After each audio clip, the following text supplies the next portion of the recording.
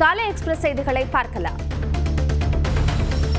மதுரை மாநகர் பகுதியில் கொட்டி தீர்த்த மழையால் சாலைகளில் தண்ணீர் தேங்கியது. மதுரை அண்ணா பேருந்து நிலையம், சிம்மக்கல், அவனியாபுரம், மாட்டுத்தாவணி உள்ளிட்ட மாநகரின் பல்வேறு பகுதிகளிலும் திருமங்கலம் உள்ளிட்ட இடங்களிலும் கனமழை வெளுத்து வாங்கியது. இதனால் மாநகரின் முக்கிய சாலைகளில் தண்ணீர் தேங்கியது.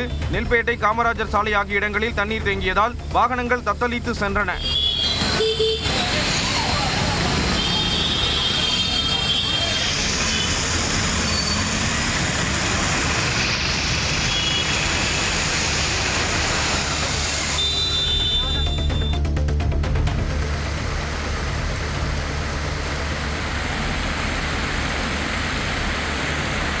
திருத்தணியில் கொட்டி தீர்த்த மழையால் முருகன் கோயில் படிக்கட்டுகளில் அருவி போல் மழை நீர் பெருக்கெடுத்து ஓடிய காட்சிகள்தான் இவை. திருவள்ளூர் மாவட்டம் திருத்தணியில் நேற்று மாலை பலத்த மழை பெய்தது. தொடர் மழையால் பஜார் பகுதி மற்றும் அரசு மருத்துவமனை சுற்றுவட்டாரத்தில் முழங்கால் அளவுக்கு தண்ணீர் சூழ்ந்தது. மழை நீருடன் கழிவுநீர் கலந்து துர்நாற்றம் வீசியதால் அப்பகுதி வழியாக சென்ற மக்கள் சிரமத்திற்கு ஆளாகினர்.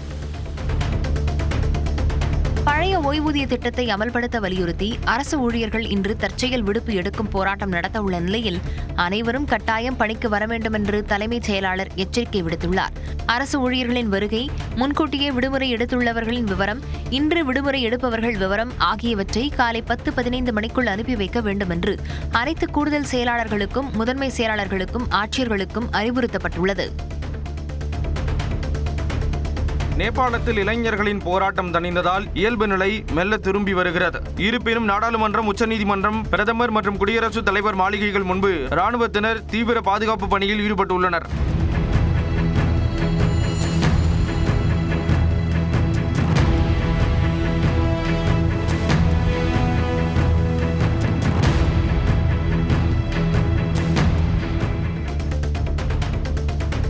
நேபாளத்தில் இளைஞர்கள் போராட்டத்தால் பதற்றமான சூழல் நிலவி வரும் நிலையில் கடைகளில் இருந்து பொதுமக்கள் பொருட்களை தூக்கிச் சென்றனர்.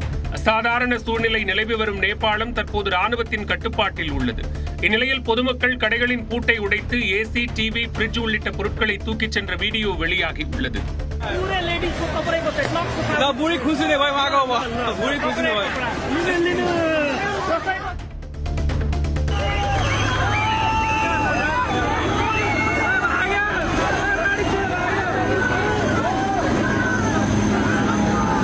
நேபாளத்தில் வன்முறை கும்பலிடமிருந்து அமைச்சர்கள் மற்றும் அவரது குடும்பத்தினரை இராணுவத்தினர் பாதுகாப்பாக மீட்ட காட்சிகள்தான் இவை.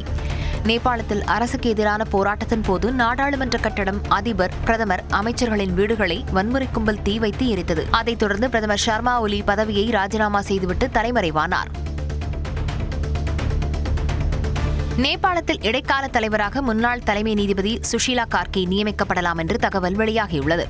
நேபாளத்தில் மாணவர்களின் போராட்டத்தால் பிரதமர் மற்றும் அதிபர் பதவி விலகிய நிலையில் இடைக்கால அரசு அமைப்பது குறித்து போராட்ட ஒருங்கிணைப்பு குழுவினருடன் ராணுவம் தரப்பில் பேச்சுவார்த்தை நடத்தப்பட்டது. இந்த கூட்டத்தில் நாட்டின் இடைக்கால தலைவராக உச்சநீதிமன்ற முன்னாள் தலைமை நீதிபதி சுஷீலா கார்கேயை நியமிக்க போராட்டக் குழுவினர் பரிந்துரைத்துள்ளனர்.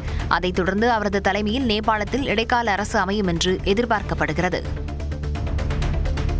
அரசுக்கு எதிராக வெடித்த போராட்டத்தால் கலவர பூமியாக காட்சியளிக்கும் நேபாளத்தில் தமிழர்கள் 15 பேர் சிக்கித் தவிப்பதாக வீடியோ வெளியாகியுள்ளது. தமிழகத்தில் இருந்து மத்திய கைலாஸ் என்ற நிலையில் நேபாளத்தில் சிக்கித் தவிப்பதாகவும் தமிழ்நாட்டிற்கு திரும்பி வர தமிழக அரசு நடவடிக்கை எடுக்க வேண்டும் எனவும் அவர்கள் கோரிக்கை விடுத்துள்ளனர். உணவுக்கு இடமில்லை, ஆனால் இத்தனை யாத்திரிகர்களும் இங்கே மிகவும் கஷ்டப்படுகிறோம். தயவு செய்து எங்களை காப்பாற்றி எங்களுடைய தாய் திருநாட்டிற்கு அழைத்துச் செல்லுமாறு உங்கள் பாதம் பணிந்து மன்றிட்டு வேண்டிக் கொள்கிறோம்.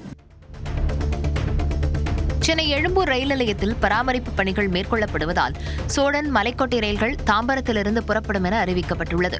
சென்னை திருச்சி இடையேயான சோழன் எக்ஸ்பிரஸ் ரயில் நவம்பர் 10ஆம் தேதி வரை காலை 8:12 மணிக்கு தாம்பரத்திலிருந்து புறப்படும். மறுமார்க்கத்தில் அந்த ரயில் வழக்கம் போல் சென்னை எழும்பூர் வரை இயக்கப்படும் என அறிவிக்கப்பட்டுள்ளது. சென்னை திருச்சி இடையான மலைக்கோட்டை எக்ஸ்பிரஸ் ரயில் எழும்பூருக்கு பதில் தாம்பரத்திலிருந்து நள்ளிரவு 12:03 மணிக்கு புறப்படும். மறுமார்க்கத்தில் இயக்கப்படும் ரயில் எழும்பூருக்கு பதில் தாம்பரத்திலேயே நிறுத்தப்படும். இந்த மாற்றம் நவம்பர் 10ஆம் தேதி அமலில் இருக்கும். மதுரை சென்னை பாண்டியன் எக்ஸ்பிரஸ் ரயில் காலை 4:45 மணிக்கு சென்னை வரும் நிலையில் தாம்பரத்தில் நிறுத்தப்படும். மறுமார்க்கத்தில் வழக்கம் போல் எழும்பூரிலிருந்தே புறப்படும். திருப்பூர் மாவட்டம் உடுமலை அருகே உள்ள பஞ்சலிங்க அருவியில் வெள்ளப்பெருக்கு ஏற்பட்டு அமரலிங்கேஸ்வரர் கோயிலை சூழ்ந்தது.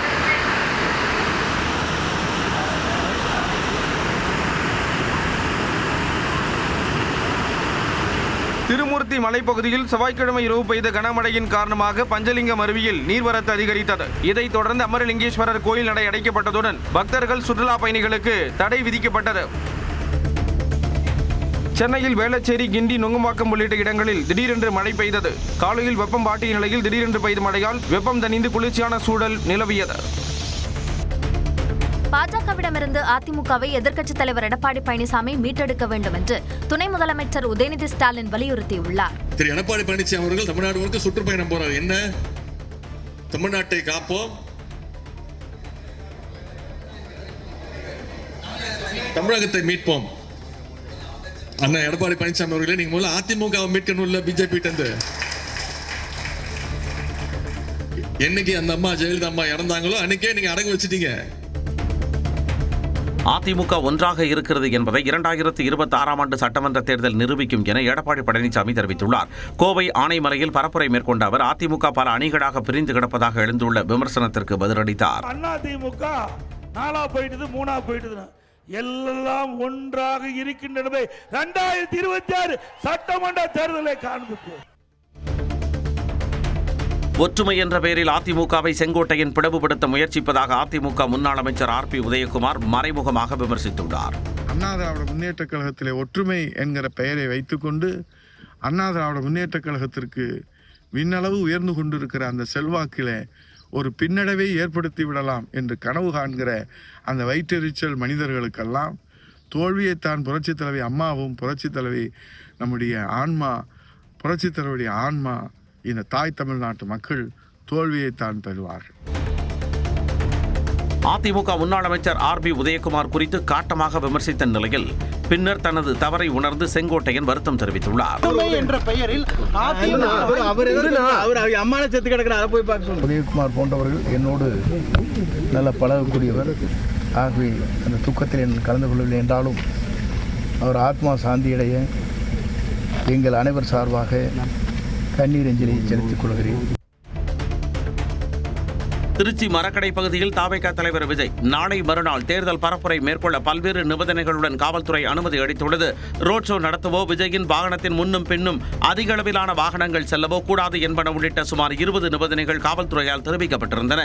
இந்த நிலையில் நிபந்தனைகள் அனைத்தையும் ஏற்றுக்கொள்வதாக தாவேகாவினர் எழுத்துப்பூர்வமாக தெரிவித்த நிலையில் அனுமதி அளிக்கப்பட்டுள்ளது. அதன்படி திருச்சியில் தாவேகா தலைவர் விஜய் 15 முதல் 20 நிமிடங்களுக்குள் தனது உரையை முடித்துக் கொள்வார் என தெரிவிக்கப்பட்டுள்ளது.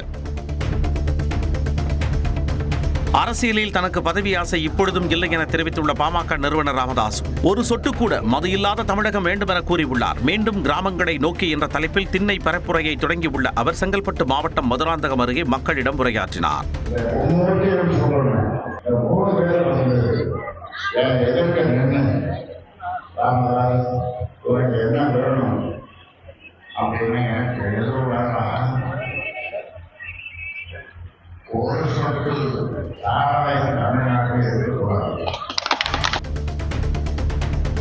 கடந்த திமுக ஆட்சியில் கடலூரில் மருத்துவக் கல்லூரி கட்ட உள்ளதாக அறிவிக்கப்பட்டதாகவும் ஆனால் இன்னும் அமைக்கப்படவில்லை எனவும் கூறி கையில் செங்கல்லுடன் பாமக தலைவர் அன்புமணி விமர்சித்தார். கடலூர் மாவட்டம் மஞ்சக்குப்பம் பகுதியில் உரையாற்றிய அவர் துணை முதலமைச்சர் உதயநிதி ஸ்டாலின் பாணியில் செங்கல்லை கையில் வைத்து நூதனமாக பரப்புரை செய்தார். இப்ப 4 வருஷமா திமுக வந்து அந்த கல்லை ஏதோ காமிச்சு அரசியல் பண்ணி அந்த கல்லை நான் கண்டுபிடிச்சிட்டேன். இந்த கல்லு தான் லோல் பட்டு இருக்கு. இந்த கல்லு கோவை அரசு மருத்துவமனையில் வீல் சேரில் அழைத்துச் செல்ல பணம் கேட்டதாக கூறி தனது தந்தையை காளிதாஸ் என்பவர் தோளில் சாய்த்துக் கொண்டு இழுத்துச் சென்றார்.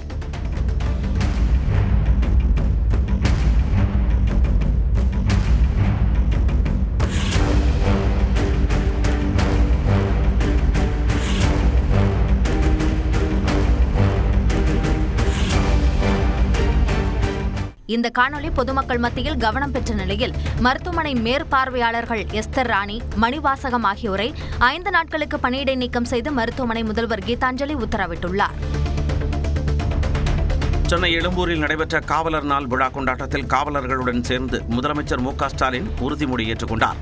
எந்தவித அச்சமோ வெறுப்போ இன்றி அனைத்து தரப்பு மக்களுக்கும் நியாய உணர்வுடன் என் கடமைகளை நிறைவேற்றுவேன் என்றும் உறுதியளிக்கிறேன். காவலர் தினத்தை ஒட்டி நடைபெற்ற பல்வேறு விளையாட்டுப் போட்டிகளில் வெற்றி பெற்றவர்களுக்கு முதலமைச்சர் மு க ஸ்டாலின் பரிசுகளை வழங்கி பாராட்டினார். தேசிய ஜனநாயக கூட்டணியின் முதலமைச்சர் வேட்பாளரான இபிஎஸ்ஐ மாற்ற வேண்டும் என்று அமமுக பொதுச் செயலாளர் டிடிவி தினகரன் நிபந்தனை விதித்ததற்கு அதிமுக முன்னாள் அமைச்சர் ஆர்பி உதயகுமார் கண்டனம் தெரிவித்துள்ளார். அவரை மாற்றுவோம் இவரை மாற்றுவோம் என்று சொல்பவர்கள் எல்லாம் மாற்றிவிட்டு புரட்சி தமிழக எடப்பாடியார் தான் என் தாய் தமிழ்நாட்டினுடைய பாதுகாவலராக 8 கோடி தமிழர்களுடைய ஒரே நம்பிக்கை புரட்சி தமிழக எடப்பாடியார் என்பதை காலம் தீர்ப்பு சொல்லும். மக்கள் அந்த தீர்ப்பை தருவதற்கு தயாராகி இருக்கிறார்கள். எடப்பாடி பழனிசாமி முதல்வர் வேட்பாளராக இருக்கக்கூடாது என்பது நல்ல முடிவு என்று அம்மா மக்கள் முன்னேற்ற கழகத்தின் பொதுச் செயலாளர் டிடிவி தினகரனின் கருத்துக்கு முன்னாள் முதலமைச்சர் ஓ பன்னீர்செல்வம் வரவேற்பு தெரிவித்துள்ளார். எடப்பாடி பழனிசாமியை தவிர்த்து வேற யாரும் முதலமைச்சர் வேட்பாளர் அறிவிங்க, நான் திரும்பி மீண்டும் என்டிஏ கூட்டலாம் நல்ல கருத்து தான், ஆழமான கருத்து, சத்தான கருத்து. நீங்க அவர் முதலமைச்சர் வேட்பாளராக ஏற்றுக்கொள்வதற்கான வாய்ப்பு பல பிரச்சனைகளை பேச வேண்டியிருக்கிறது. இந்த கேஸ் 6 கேஸ் நீதிமன்றத்தில் இருக்கு. அந்த நீதிமன்றத்தினுடைய வழக்கு எங்களுடைய தர்ம யுத்தத்தினுடைய அடிப்படை கூறுகள் சம்பந்தமாக அது இருக்கிறது. அது நிறைவேறுவதற்கு நாங்கள் யோசனை செய்வோம். சில மசோதாக்களுக்கு ஒப்புதல் வழங்க 4 ஆண்டுகள் வரை காலதாமதமாவது ஏன் என்று மத்திய அரசுக்கு உச்சநீதிமன்றம் கேள்வி எழுப்பியுள்ளது. மசோதாக்கள் மீது முடிவெடுக்க கால வரம்பு நிர்ணயித்த விவகாரத்தில் குடியரசுத் தலைவர் திரௌபதி முர்மு விளக்கம் கோரிய மனு உச்சநீதிமன்றத்தில் 9வது நாளாக விசாரணைக்கு வந்தது. அப்போது கூட்டாட்சி மற்றும் ஜனநாயகம் ஆகிய 2 கோட்பாடுகளின் அடிப்படையில் மசோதாவை புரிந்து கொள்ள வேண்டும் என கூறிய நீதிபதிகள் விசாரணையை ஒத்திவைத்தனர். நாடு முழுவதும் வாக்காளர் பட்டியல் சிறப்பு தீவிர திருத்த பணிகளை அடுத்த மாதம் தொடங்க தேர்தல் ஆணையம் திட்டமிட்டுள்ளதாக தகவல் வெளியாகியுள்ளது. அனைத்து மாநில தலைமை தேர்தல் அதிகாரிகளுடன் தலைமை தேர்தல் ஆணையர் ஞானேஷ்குமார் நேற்று ஆலோசனை நடத்தினார். வாக்காளர் பட்டியல் சிறப்பு தீவிர திருத்த பணிகளுக்கான தயார் நிலை குறித்து கேட்டறிந்த அவர், வாக்காளர் பட்டியலில் தகுதி வாய்ந்த அனைவரையும் சேர்க்க வேண்டும், வாக்குச்சாவடிகள் ஒவ்வொன்றிலும் 1200 வாக்காளர்கள் மட்டுமே இருக்க வேண்டும் என்பன உள்ளிட்ட பல்வேறு அறிவுரைகளை வழங்கினார். சென்னை பெரம்பூரில் இருசக்கர வாகனத்தில் வந்தவர்களிடம் செல்போன் பறித்த 2 பேரை பிடிக்கச் சென்ற காவலர்கள் மீது தாக்குதல் நடத்தப்பட்டுள்ளது. இரவு நேரத்தில் பிரியாணி சாப்பிடச் சென்றவர்களை மது போதையில் வழிமறித்த அர்ஷத், சல்மான் பாஷா ஆகிய 2 இளைஞர்கள் கத்தியை காட்டி மிரட்டி செல்போனை பறித்தனர். தகவல் அறிந்து வந்த காவலர்கள் அவர்களை மடக்கி பிடித்தபோது காவலர்கள் மீதும் அவர்கள் தாக்குதல் நடத்தினர். பின்னர் இருவரையும் காவல் நிலையத்திற்கு அழைத்துச் சென்ற நிலையில் அங்கிருந்த பொருட்களையும் சேதப்படுத்தி ரகளையில் ஈடுபட்டனர்.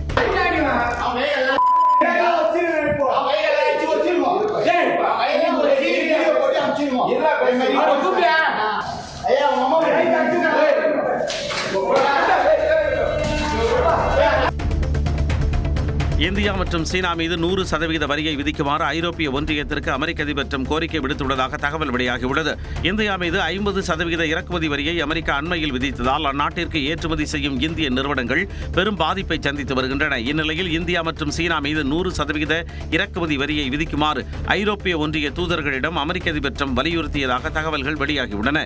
ஐரோப்பிய ஒன்றியம் 100% வரியை விதித்தால் அமெரிக்காவும் 100% வரியை விதிக்க தயாராக உள்ளதாக ட்ரம்ப் தெரிவித்ததாக கூறப்படுகிறது.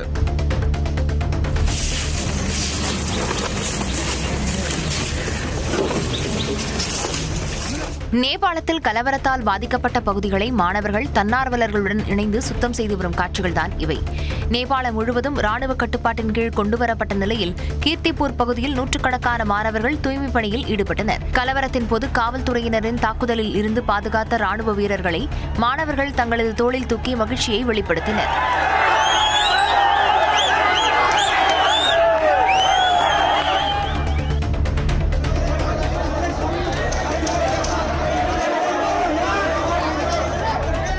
நேபாளத்தில் வன்முறை சம்பவத்திற்கு மத்தியில் டெல்லி பஜார் சிறையிலிருந்து மூட்டை முடிச்சுகளுடன் தப்பியோட முயன்ற கைதிகளை ராணுவத்தினர் தடுத்து நிறுத்தினர். அதைத் தொடர்ந்து கைதிகளுடன் சமாதான பேச்சுவார்த்தை நடத்தி சிறைக்கு அனுப்பி வைத்தனர்.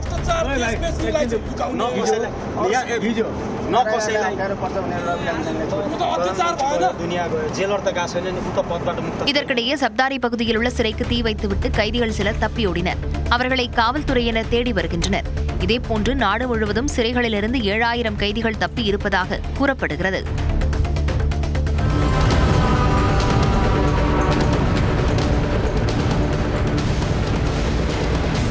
நேபாளத்தில் மாணவர்கள் போராட்டத்தின் போது அந்நாட்டு நாடாளுமன்றம் தீ வைத்து எரிக்கப்பட்ட கோர காட்சிகள்தான் இவை. காத்மாண்டுவில் நடைபெற்ற போராட்டத்தின் போது பிரதமர், அமைச்சர்களின் இல்லங்கள், முக்கிய அரசு அலுவலகங்கள் அமைந்துள்ள சிங்கா தர்பார் வளாகத்தை வன்முறை கும்பல் சூறையாடி தீ வைத்து கொளுத்தியது. இதனால் அந்த பகுதியில் வானுயரத்திற்கு கரும்புகை சூழ்ந்து காட்சியளித்தது.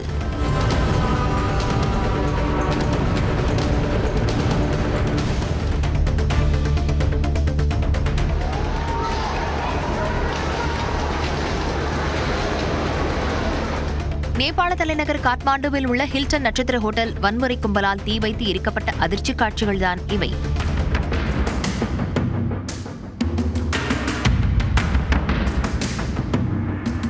காத்மாண்டுவில் உள்ள வங்கியில் கொள்ளையடிக்க முயன்ற கும்பலை ராணுவம் கைது செய்தது. சிவகங்கை மாவட்டம் மானாமதுரையில் பட்டியலின இளைஞர் கொலை செய்யப்பட்ட வழக்கில் 2 சிறுவர்கள் உட்பட 9 பேர் கைது செய்யப்பட்டனர். அன்னவாசலைச் சேர்ந்த காளீஸ்வரன் என்பவர் மைக் செட் போடும் பணியில் ஈடுபட்டிருந்தபோது வெட்டி கொலை செய்யப்பட்டார். இது தொடர்பாக விசாரணை நடத்தி வந்த காவல்துறையினர் கீழப்பசலை கிராமத்தைச் சேர்ந்த சுஜித், நிதிஷ், கண்ணன் உட்பட 9 பேரை கைது செய்து சிறையில் அடைத்தனர். ஐக்கிய அரபு அமீரகத்திற்கு எதிரான போட்டியில் வென்ற இந்திய அணி 20 ஓவர் கிரிக்கெட் வரலாற்றில் தனது அதிவேகமான சேசிங் வெற்றியை பதிவு செய்துள்ளது. துபாயில் நடைபெற்ற போட்டியில் முதலில் பேட்டிங் செய்த ஐக்கிய அரபு அமீரகம் இந்தியாவின் பந்துவீச்சை சமாளிக்க முடியாமல் 13.1 ஓவர்களில் வெறும் 57 ரன்களுக்கு ஆல் அவுட் ஆனது. இந்திய அணி தரப்பில் குல்தீப் யாதவ் 4 விக்கெட்டுகளும் சிவம் துபே 3 விக்கெட்டுகளும் கைப்பற்றினர். பின்னர் களமிறங்கிய இந்திய அணி வெறும் 4.3 ஓவர்களிலேயே 1 விக்கெட்டை மட்டும் இழந்து வெற்றி பெற்றது. இந்தோனேஷியாவில் பிரபல சுற்றுலா தலமான பாலியில் தொடர் கனமழையால் ஆற்றங்கரை உடைந்து குடியிருப்புகளை வெள்ளம் சூழ்ந்தது. இதில் 12 பேர் உயிரிழந்த நிலையில் 6 பேரை காணவில்லை. இந்த நிலையில் வெள்ளம் சூழ்ந்த பகுதிகளில் இருந்து ஏராளமான பொதுமக்கள் படகுகள் மூலம் பாதுகாப்பாக மீட்கப்பட்டனர்.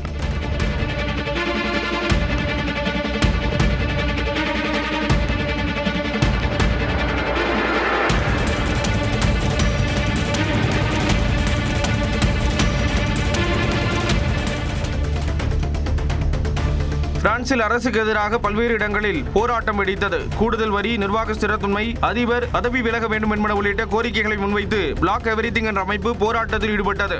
அவர்களை காவல்துறையினர் தடுக்கச் சென்றபோது 2 தரப்பினரிடையே மோதல் மூண்டது.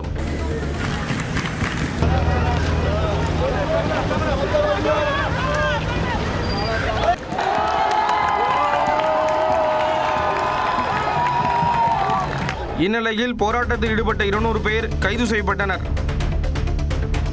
நடிகர் சங்கத்திற்கு தேர்தல் நடத்துவதில் என்ன சிக்கல் உள்ளது என சென்னை உயர்நீதிமன்றம் கேள்வி எழுப்பியுள்ளது. தென்னிந்திய நடிகர் சங்க நிர்வாகிகளின் பதவிக்காலம் கடந்த 2024ஆம் ஆண்டு செப்டம்பர் 8ஆம் தேதி முடிவடைந்த நிலையில் மேலும் 3 ஆண்டுகளுக்கு நீட்டித்து தீர்மானம் நிறைவேற்றப்பட்டுள்ளது. இதனை எதிர்த்து தொடரப்பட்ட வழக்கு சென்னை உயர்நீதிமன்றத்தில் விசாரணைக்கு வந்தபோது நடிகர் சங்கத்திற்கு தேர்தல் நடத்துவதில் என்ன சிக்கல் என நீதிபதிகள் கேள்வி எழுப்பினர். அதற்கு நடிகர் சங்க கட்டிடத்தின் கட்டுமான பணிகள் பாதிக்கப்படும் என்பதால் பதவிக்காலம் நீட்டிக்கப்பட்டதாக நடிகர் சங்கம் தரப்பில் தெரிவிக்கப்பட்டது. இதையடுத்து வழக்கு வரும் 15ஆம் தேதிக்கு ஒத்திவைக்கப்பட்டது. நாமக்கல் மாவட்டத்தில் நடந்த விபத்தில் இருசக்கர வாகனத்தில் வந்த இளைஞர்கள் தூக்கி வீசப்பட்ட பதைபதைக்க வைக்கும் சிசிடிவி காட்சி வெளியாகியுள்ளது.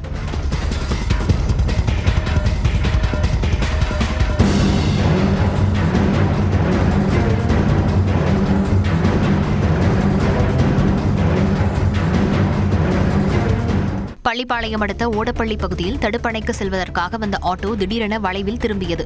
இதை சற்றும் எதிர்பாராத பின்னால் வந்த இருசக்கர வாகனம் ஆட்டோ மீது மோதியதில் அதில் வந்த 2 இளைஞர்களும் தூக்கி வீசப்பட்டனர். நல்வாய்ப்பாக இருவரும் சிறு காயங்களுடன் உயிர் தப்பினர்.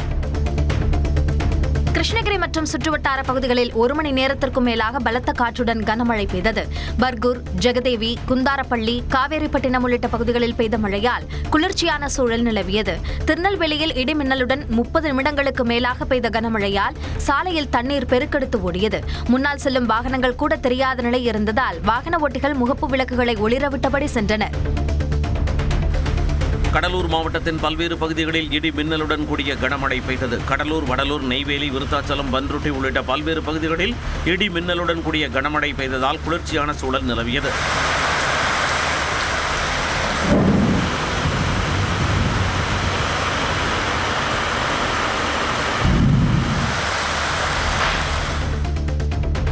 தேனி மாவட்டம் கும்பக்கரை அருவியில் வெள்ளப்பெருக்கு ஏற்பட்டதால் சுற்றுலா பயணிகள் குளிக்க தடை விதிக்கப்பட்டுள்ளது.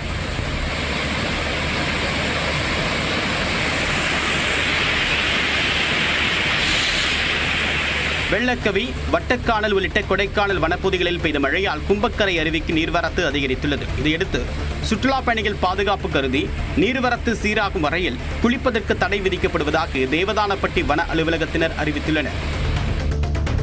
கோவையில் டெக்ஸ்டைல் தொழிலதிபர் வீட்டில் நடைபெற்ற அமலாக்கத்துறை சோதனையில் சில முக்கிய ஆவணங்கள் கைப்பற்றப்பட்டதாக தகவல் வெளியாகியுள்ளது. ராமச்சந்திரன் என்பவரது வீட்டில் 14 மணி நேரத்திற்கும் மேலாக அமலாக்கத்துறை அதிகாரிகள் சோதனையில் ஈடுபட்டனர். ராமச்சந்திரனின் மகளின் பெயரில் தனியார் வங்கியில் வாங்கிய கோடிக்கணக்கான கடன் பல ஆண்டுகளாக திரும்ப செலுத்தப்படாமல் இருந்ததாகவும் திடீரென ஒரே தவணையில் திருப்பிச் செலுத்தியதாகவும் கூறப்படுகிறது. இதனையடுத்து சிஆர்பிஎஃப் பாதுகாப்புடன் அமலாக்கத்துறையினர் ராமச்சந்திரனின் வீட்டில் சோதனையில் ஈடுபட்டனர்.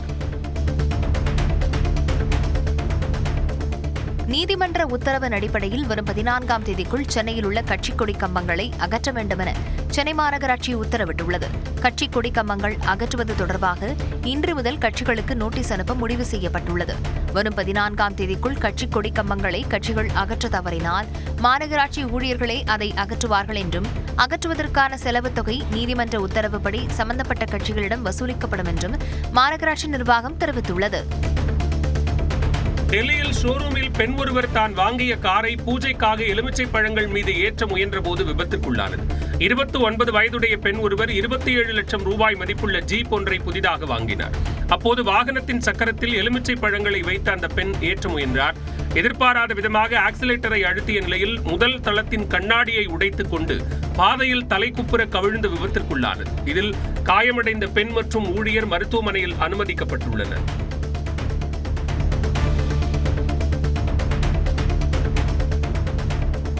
பஞ்சாபில் கொள்ளை கும்பலிடம் சிக்கிய பெண் ஒருவர் ஆட்டோவில் இருந்து தப்பிக்க முயலும் காட்சி நெஞ்சை பதைபதைக்க வைத்துள்ளது. பில்லாப்பூரில் இருந்து பேருந்தை பிடிக்க ஜலந்தர் புறவழிச்சாலையில் இருந்து மீனா என்பவர் ஆட்டோவில் ஏறினார். அப்போது ஓட்டுநர் உட்பட ஆட்டோவில் இருந்த 3 பேரும் கொள்ளை கும்பல் என்பது தெரிய வந்ததை அடுத்து உதவி கோரி அந்த பெண் கூச்சலிட்டார். இதனையடுத்து பொதுமக்கள் உதவியுடன் அந்த பெண் மீட்கப்பட்டார். சம்பந்தப்பட்டவர்களில் 2 கைதான நிலையில் தப்பியோடிய நபரை காவல்துறையினர் தேடி வருகின்றனர். குடியரசு துணைத் தலைவராக தேர்வு செய்யப்பட்டுள்ள சிபி ராதாகிருஷ்ணனுக்கு வாழ்த்து தெரிவித்துள்ள முன்னாள் அமைச்சர் செங்கோட்டையன் பிரதமர் மோடி மற்றும் மத்திய அமைச்சர் அமித்ஷாவை புகழ்ந்துள்ளார். உலக தலைவர்களில் முதன்மையானவராக பிரதமர் மோடி திகழ்வதாகவும் நாட்டின் இரும்பு மனிதராக அமித்ஷா திகழ்வதாக செங்கோட்டையன் குறிப்பிட்டுள்ளார். ஜெயலலிதாவின் அன்பை பெற்ற சிபி ராதாகிருஷ்ணன் நாட்டின் குடியரசு துணைத் தலைவராக தேர்வு செய்யப்பட்டது நாட்டின் பொன்னேட்டில் எழுதப்படும் திருநாள் என்றும் வாழ்த்து தெரிவித்துள்ளார். தமிழக வெற்றிக் கழக தலைவர் விஜய் ஸ்கிரீனுக்கு பின்னால் நின்று கொண்டிருப்பதாக அமைச்சர் துரைமுருகன் விமர்சனம் செய்துள்ளார். வேலூர் மாவட்டம் காட்பாடியில் நடைபெற்ற உங்களுடன் ஸ்டாலின் திட்ட முகாமிற்கு வந்த துரைமுருகன் செய்தியாளர்களுக்கு பேட்டியளித்த போது இதனை தெரிவித்தார். கொள்கை எதிரி பாஜக, அரசியல் எதிரி திமுக, இவங்க 2 பேரையும் நான் கட்டுப்படுத்துவேன் அப்படின்றாரு. எமர்ஜென்சியை குறிப்பிடுறாரு. சார், இப்ப நடந்துகிட்டு இருக்க ஆட்சியை ஸ்கிரீனுக்கு பின்னால் நின்று பேசிக்கிட்டு இருக்காரு. வெளியில் வரட்டும் பார்ப்போம். அவரு தான் சனிக்கிழமைகள் மட்டும் கேம்பெயின் வச்சிருக்காரு விஜய். சனிக்கிழமை வச்சாலும் வெள்ளிக்கிழமை வச்சாலும் எங்க பணியை நாங்கள் செய்வோம். ஆணவ படுகொலைக்கு எதிராக தனி சட்டம் இயற்ற முடியாது என்று முதலமைச்சர் கூறிவிட்டதாக மார்க்சிஸ்ட் கம்யூனிஸ்ட் மாநில செயலாளர் சண்முகம் கவலை தெரிவித்துள்ளார். நெல்லை பாளையங்கோட்டையில் அக்கட்சி சார்பில் நடந்த பொதுக்கூட்டத்தில் பேசிய அவர் சாதிய படுகொலைகளை தமிழ்நாடு அரசால் தடுக்க முடியவில்லை என்றும் குறை கூறினார். தமிழ்நாடு முதலமைச்சர் அவர்களை நேரடியாக சந்தித்து இந்த சாதி ஆணவ கொலைகளை தடுப்பதற்கு ஏன் தனி சட்டம் வேண்டும் என்பதற்கான முழுமையான விவரங்கள் அடங்கிய ஒரு விரிவான மனுவை நாங்கள் கொடுத்தோம். இப்படி ஒரு சட்டம் வேண்டும் என்பதை மார்க்சிஸ்ட் கம்யூனிஸ்ட் கட்சி மட்டும் கோரவில்லை. உச்சநீதிமன்றம் சொல்லுகிறது, உயர்நீதிமன்றம் சொல்லுகிறது. வேறு யார் ஐநா சபையிலிருந்து ஏதாவது வர வேண்டுமா? சென்னை எழும்பூரில் நடைபெற்ற காவலர் தின விழாவில் பேசிய மாநகர காவல் ஆணையர் அருண் திருக்குறள் ஒன்றை மேற்கோள் காட்டி மறைந்த முன்னாள் முதல்வர் கருணாநிதியின் வழிகாட்டுதல்படி காவல்துறையை முதலமைச்சர் வழிநடத்துவதாக குறிப்பிட்டார். பொதுமக்களை பேணி காத்து இந்த குற்றம் செயல் செய்பவர்களால் இழிச்சொற்கள் வரும் என்று கருதாமல் அந்த குற்றச்செயல்களை செய்பவர்களை கண்டறிந்து தண்டிப்பது நல்லாட்சி நடத்தும் அரசின் கடமை என்றார். வள்ளுவரின் வரிகளுக்கேற்ப கலைஞரின் வழிகாட்டுதலின்படி நமது மாண்புமிகு முதலமைச்சர் அவர்கள் நமது தமிழக காவல்துறையை வழிநடத்தி கொண்டிருக்கிறார். தருமபுரி மாவட்டம் ஒகேனக்கல் அருவிகளில் சுற்றுலா பயணிகள் குளிக்க அனுமதி அளிக்கப்பட்டுள்ளது. கர்நாடக அணைகளிலிருந்து தண்ணீர் திறக்கப்பட்டதால் ஒகேனக்கல் காவிரி ஆற்றில் நீர்வரத்து அதிகரித்து கடந்த 10 நாட்களாக அருவியில் குளிக்க ஆற்றில் பரிசல் இயக்க தடை விதிக்கப்பட்டிருந்தது. அதன் பின் திங்கட்கிழமை வினாடிக்கு 22,000 கனஅடியாக குறைந்த நீர்வரத்து செவ்வாய்க்கிழமை 18,000 கனஅடியாக சரிந்தது. தற்போது வினாடிக்கு 12,000 கனஅடி நீர் வந்து கொண்டிருக்கும் நிலையில் ஆற்றில் குளிக்க விதிக்கப்பட்ட தடை விலக்கிக் கொள்ளப்பட்டுள்ளது.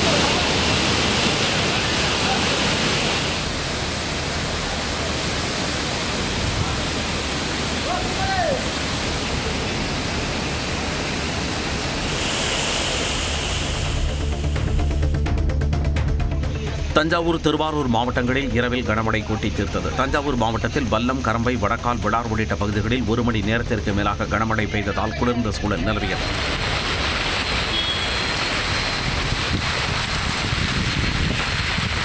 திருவாரூர் மாவட்டத்தில் சேந்தமங்கலம், புலிவலம், மாங்குடி சுற்றுவட்டாரத்தில் 1 மணி நேரத்திற்கு மேலாக மழை பெய்தது.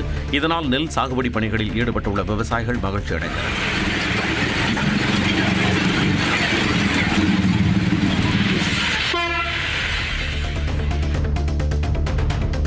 சேலத்தில் காவல் நிலையம் அருகே கடத்தப்பட்ட 9 மாத பெண் குழந்தை பாதுகாப்பாக மீட்கப்பட்டுள்ளது. மதுரை என்பவர் தன்னுடைய மனைவி மற்றும் குழந்தையுடன் கடந்த 4ஆம் தேதி அழகாபுரம் காவல் நிலையம் அருகே மேம்பாலத்தின் கீழ் உறங்கினார். அப்போது அவருடைய குழந்தை மாயமான நிலையில் காவல் நிலையத்தில் புகார் அளித்தார். அதன் பிறகு சிசிடிவி கேமரா பதிவுகளை ஆய்வு செய்த போது இருசக்கர வாகனத்தில் வந்த ஒருவர் குழந்தையை எடுத்து சென்றது தெரியவந்தது. விசாரணையில் இந்த வாகனத்தின் உரிமையாளர் பொள்ளாச்சியை சேர்ந்த ரமேஷ் என்பதும் அவர் நாமக்கல் மாவட்டம் துறையூரில் பதுங்கி இருப்பதும் தெரியவந்தது. இதையடுத்து அங்கு சென்ற காவல்துறையினர் குழந்தையை மீட்டதுடன் ரமேஷையும் கைது செய்தனர். கொடைக்கானல் மலைப்பகுதிகளில் பெய்து வரும் தொடர் மழையால் வெள்ள நீர்வீழ்ச்சியில் நீர்வரத்து அதிகரித்துள்ளது. கொடைக்கானல் மலைப்பகுதிகளில் செவ்வாய்க்கிழமை மாலை முதல் மழை பெய்து வருவதால் நீரோடைகள், அருவிகளில் நீர்வரத்து அதிகரித்துள்ளது.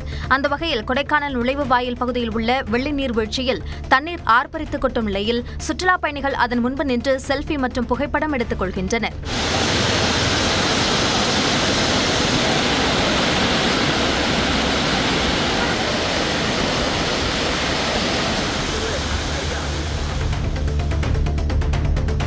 சொத்து குவிப்பு வழக்கில் அமைச்சர் துரைமுருகன் மற்றும் அவரது மனைவி சென்னை சிறப்பு நீதிமன்றத்தில் நேரில் ஆஜராக விலக்கு அளித்து சென்னை உயர்நீதிமன்றம் உத்தரவிட்டுள்ளது. கடந்த 2006 முதல் 2011ஆம் ஆண்டு திமுக ஆட்சி காலத்தில் பொதுப்பணித்துறை அமைச்சராக பதவி வகித்த துரைமுருகன் வருமானத்திற்கு அதிகமாக 1,40,00,000 ரூபாய் சொத்துக்கள் சேர்த்ததாக லஞ்ச ஒழிப்புத்துறை வழக்கு பதிவு செய்தது.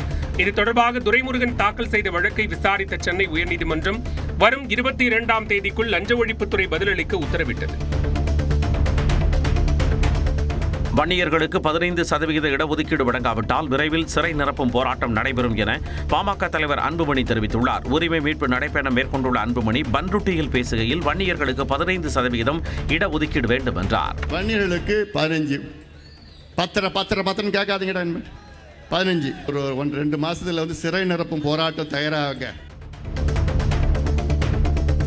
நாகை மாவட்டம் நாகூர் அருகே மீனவரின் வலையில் சிக்கிய மண்ணுளி பாம்பு பாதுகாப்பாக மீட்கப்பட்டு சவுக்கு காட்டில் விடப்பட்டது. பட்டினச்சேரியை சேர்ந்த ஸ்டீபன் என்ற மீனவரின் வலை கடற்கரையோரத்தில் போடப்பட்டிருந்த நிலையில் அதில் சுமார் 3 கிலோ எடை கொண்ட மண்ணுளி பாம்பு சிக்கியிருந்தது. அந்த பாம்பை சக மீனவர்களின் உதவியோடு வலையிலிருந்து பாதுகாப்பாக வெளியே எடுத்த ஸ்டீபன் அருகே இருந்த சவுக்கு தோப்பிற்குள் விட்டார். சென்னை காசிமேடு அருகே மதுபோதையில் கடலில் தவறி விழுந்து உயிருக்கு போராடிய மீனவரை சக மீனவர்கள் மீட்டனர். பவர்குப்பம் பகுதியைச் சேர்ந்த செந்தில் அதிகாலையிலேயே மது அருந்திவிட்டு தள்ளாடியபடியே காசிமேடு வார்ப்பகுதிக்கு வந்தார். அங்கிருந்த மீன்பாடி வண்டியில் படுத்திருந்தவர் தவறி கீழே விழுந்து கடல் நீரில் மூழ்கியுள்ளார். இதனை கண்ட சக மீனவர்கள் நீண்ட போராட்டத்திற்கு பின்னர் அவரை மீட்டுள்ளனர். கிருஷ்ணகிரி அருகே உள்ள நேரலக்கோட்டை கிராமத்தில் எருது விடும் விழா விறுவிறுப்பாக நடைபெற்றது. விழாவில் பல்வேறு பகுதிகளைச் சேர்ந்த 300 எருதுகள் பங்கேற்று இலக்கை நோக்கி சீறி பாய்ந்தோடின.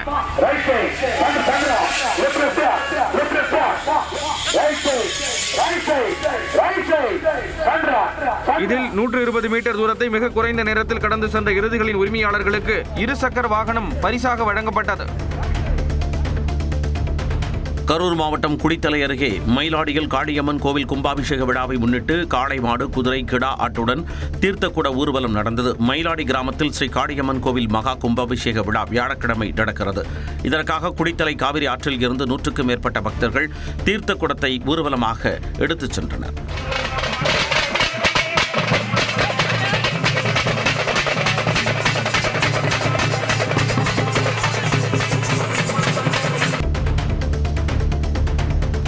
மாவட்டம் கூடலூர் பாடந்துறை பகுதியில் இரவு நேரத்தில் பிரதான சாலையில் சுற்றித் திரிந்த கரடியால் வாகன ஓட்டிகள் அச்சமடைந்தனர். பாடந்துறை பகுதியில் செவ்வாய்க்கிழமை இரவு கரடி ஒன்று பிரதான சாலையில் நடந்து சென்றது. அப்போது அவ்வழியாக வாகன ஓட்டிகள் அச்சத்துடன் கடந்து சென்றனர். நீண்ட நேரமாக அதே பகுதியில் உலவிய கரடி தானாக வனப்பகுதிக்கு சென்றது. இந்த கரடியை கூண்டு வைத்து பிடிக்க வனத்துறைக்கு மக்கள் கோரிக்கை விடுத்துள்ளனர்.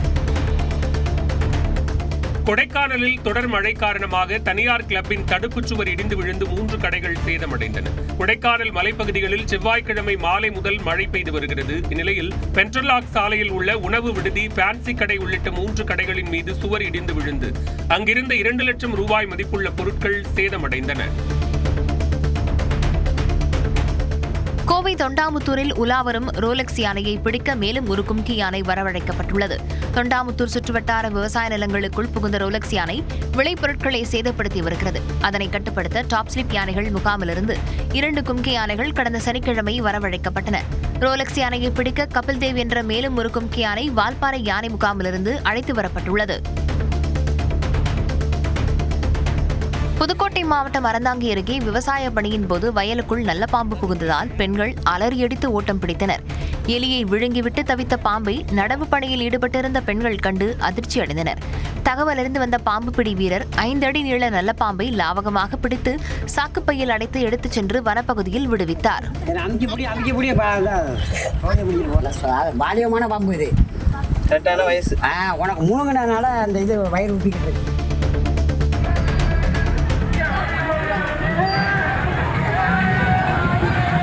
அதிமுக பொதுச் செயலாளர் எடப்பாடி பழனிசாமியின் பரப்புரை கூட்டத்தில் கலந்து கொண்டவர்களுக்கு வழங்கப்பட்ட எவர்சில்வர் குடங்களை மூட்டை கட்டி மக்கள் எடுத்துச் சென்ற காட்சிகள்தான் இவை. உடுமலைப்பேட்டை மத்திய பேருந்து நிலையம் அருகே எடப்பாடி பழனிசாமி பரப்புரை மேற்கொண்டார். அப்போது கூட்டத்தில் கலந்து கொண்ட மக்களுக்கு அதிமுக நிர்வாகிகள் சார்பில் எவர்சில்வர் குடம் வழங்கப்பட்டது. இதனை வாங்க முண்டியடித்த மக்கள் ஒவ்வொருவரும் 2-3 குடங்களை வாங்கி மூட்டை கட்டி கொண்டு சென்றனர். நாமக்கல் மாவட்டம் ராசிபுரம் அருகே பைக்கில் சென்ற தம்பதியிடம் ஊருக்கு வழி கேட்பது போல நடித்து நகை பறிக்க முயற்சி செய்த இளைஞர்கள் 2 கைது செய்யப்பட்டனர். பெண்ணிடம் 10 சவரன் தாலிச் சங்கிலியை பறித்துக் கொண்டு பைந்தவழன் மற்றும் தங்கராஜ் என்ற இரு இளைஞர்களும் பைக்கில் தப்பிய நிலையில் பெண்ணின் கூச்சல் சத்தம் கேட்டு அக்கம் பக்கத்தினர் அந்த இளைஞர்களை சுற்றி வளைத்தனர். இருவரையும் தாக்கிய கிராம மக்கள் பின்னர் காவல்துறை வசம் ஒப்படைத்தனர். தூத்துக்குடி மாவட்டம் துலுக்கன்குளம் கிராமத்தில் ஸ்ரீ சந்திமருச்சியம்மன் கோயில் கும்பாபிஷேக விழாவை முன்னிட்டு மாட்டுவண்டி பந்தயம் நடைபெற்றது. பூஞ்சிட்டு, தேன்சிட்டு என 2 பிரிவுகளில் நடத்தப்பட்ட போட்டியில் தமிழகத்தின் பல்வேறு பகுதிகளைச் சேர்ந்த 58 ஜோடி மாடுகள் பங்கேற்றன. பூஞ்சிட்டு மாடுகளுக்கு 5 மைல் தூரமும், தேன்சிட்டு மாடுகளுக்கு 4 மைல் தூரமும் போட்டி நடத்தப்பட்டு வெற்றி பெற்றவர்களுக்கு பரிசுகள் வழங்கப்பட்டன.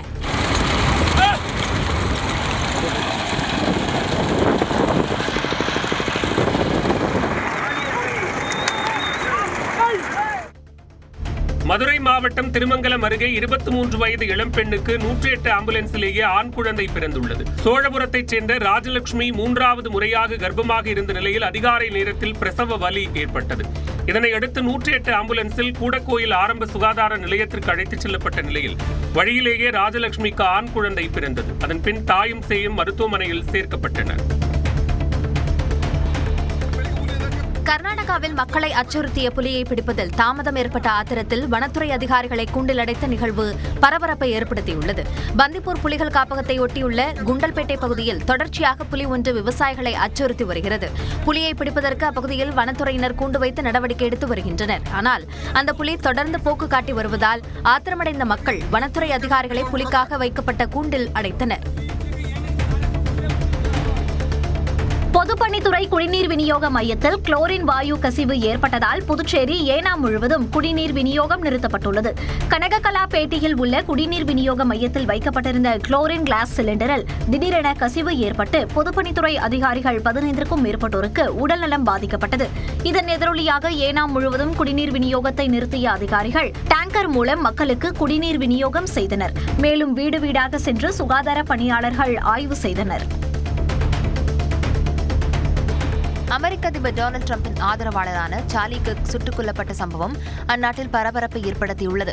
31 வயதான அவர் யூட்டாவில் உள்ள பல்கலைக்கழகத்தில் நிகழ்ச்சி ஒன்றில் அமர்ந்து பேசிக் கொண்டிருந்தார். அப்போது அடையாளம் தெரியாத ஒருவர் கழுத்தில் துப்பாக்கியால் சுட்டதில் அவர் உயிரிழந்துள்ளார்.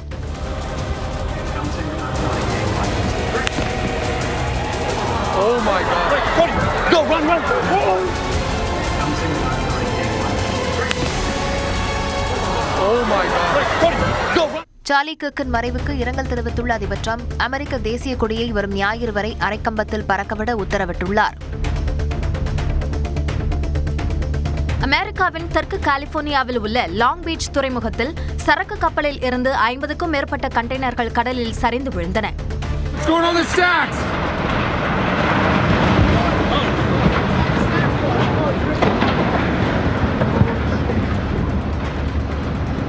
அவை சிறு படகுகள் மூலம் துறைமுகத்திற்கு கொண்டு வரப்பட்டன.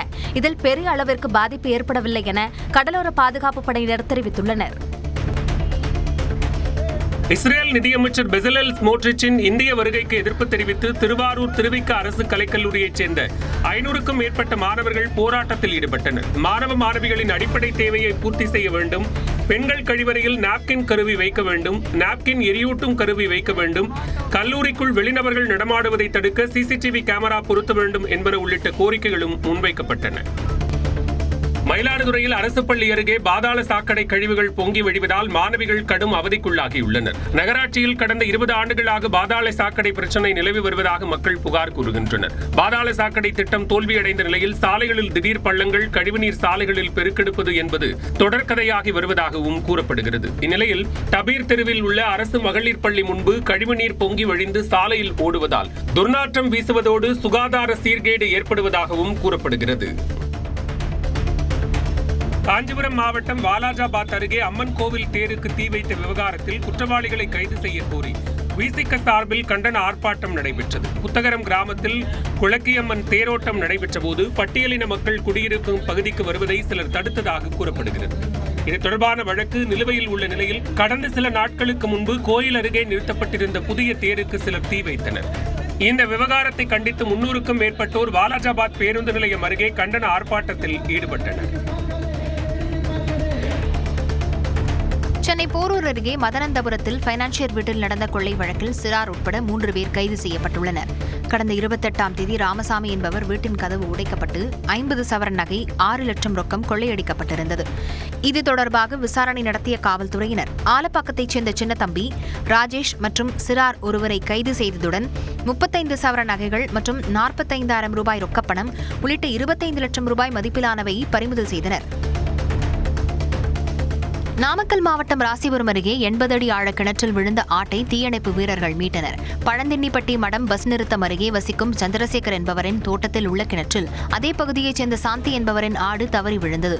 இதுகுறித்து தகவல் அறிந்து வந்த தீயணைப்பு வீரர்கள் கயிறு கட்டி கிணற்றுக்குள் இறங்கி ஆட்டை உயிருடன் மீட்டு உரிமையாளரிடம் ஒப்படைத்தனர்.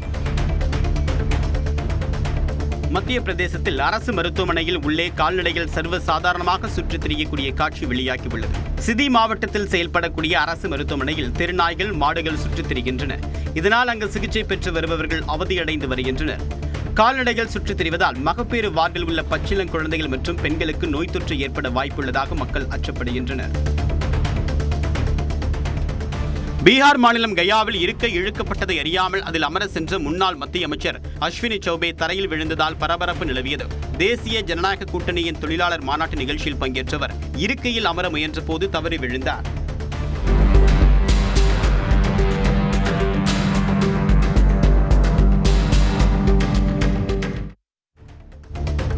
மாவட்டம் விராலிமலை வழியாக காரில் கடத்தி வரப்பட்ட 520 கிலோ குட்கா பறிமுதல் செய்யப்பட்டது. அத்திப்பள்ளம் பகுதியில் வாகன தணிக்கையில் ஈடுபட்ட காவல்துறையினர் அதிவேகமாக வந்த காரை தடுத்து நிறுத்தி சோதனை செய்தனர். அப்போது அந்த காரில் இருந்து 520 கிலோ குட்கா உள்ளிட்ட புகையிலை பொருட்கள் பறிமுதல் செய்யப்பட்டன. அதனை கடத்தி வந்த ராஜஸ்தானைச் சேர்ந்த ரெச்சோட்லால், லீலாராம் மற்றும் திருச்சியைச் சேர்ந்த கிருபாகரன் ஆகியோர் கைது செய்யப்பட்டனர். விழுப்புரம் மாவட்டம் விடாகம் குச்சிப்பாளையத்தில் இளைஞர் தற்கொலைக்கு காரணமானவர்களை கைது செய்ய கோரி உறவினர்கள் சாலை மறியலில் ஈடுபட்டனர். சஞ்சய்குமார் என்பவர் கடந்த 7ஆம் தேதி தனது நண்பர்களுடன் விழுப்புரம் புதிய பேருந்து நிலையத்தில் நடந்த கண்காட்சிக்கு சென்றார். அப்போது வடுதிரெட்டி பகுதியைச் சேர்ந்த இளைஞர்கள் சஞ்சய்குமாரை தாக்கியுள்ளனர். இந்நிலையில் செவ்வாய்க்கிழமை என்று சஞ்சய்குமார் தனது வீட்டில் தூக்கிட்டு தற்கொலை செய்து கொண்டார். இதையடுத்து அவரது மரணத்திற்கு காரணமானவர்கள் மீது நடவடிக்கை எடுக்க கோரி உறவினர்கள் சென்னை திருச்சி தேசிய நெடுஞ்சாலையில் மறியலில் ஈடுபட்டதால் போக்குவரத்து பாதிக்கப்பட்டது. உதகை அருகே கல்லட்டி மலைப்பாதையில் ராட்சத பாறை மற்றும் மரம் விழுந்ததால் போக்குவரத்து பாதிக்கப்பட்டது. 36 கொண்டை ஊசி வளைவுகளை கொண்ட கல்லட்டி மலைப்பாதையில் 20வது கொண்டை ஊசி வளைவில் ராட்சத பாறை மரங்களோடு சேர்ந்து விழுந்தது. இதனால் நெடுஞ்சாலைத்துறை சார்பில் வைக்கப்பட்டிருந்த பெயர் பலகை மற்றும் இரும்பு தடுப்பு வேலிகள் சேதமடைந்தன.